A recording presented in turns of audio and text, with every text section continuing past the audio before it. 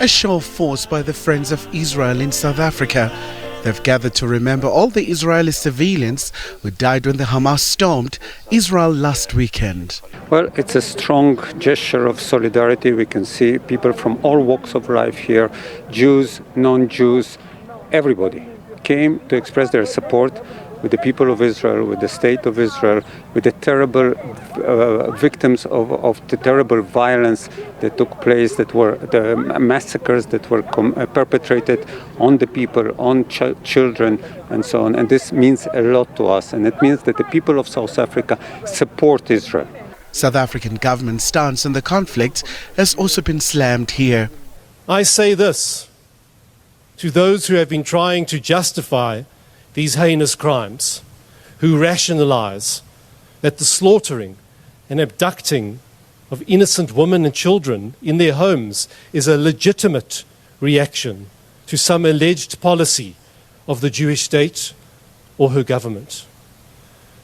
I say this to President Ramaphosa and the ANC leaders, garnishing Palestinian scarves, and as they did yesterday morning, pledging solidarity to the Palestinians who murder Jews.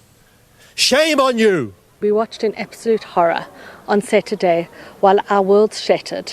And to be quite honest, I think most countries saw the significance and the way in which this is different from anything that has occurred since the Holocaust. And we waited in vain for our government to express a word of condemnation of rape, murder, baby killing, hostage taking, and abuse of the elderly and of dead bodies. We waited for a word, not a word. We waited for a word of consolation, for a word of empathy, for a word of compassion from our government, and we received nothing as a Jewish community. Some political parties in South Africa have pledged solidarity with Israel. It's only to say to them, they must not abandon the path of peace.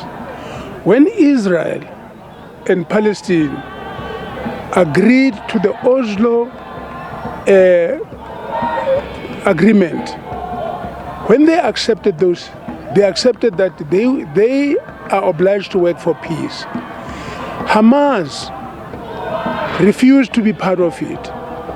But the West Bank, which is committed to the Oslo agreement, is a partner that Israel must not abandon.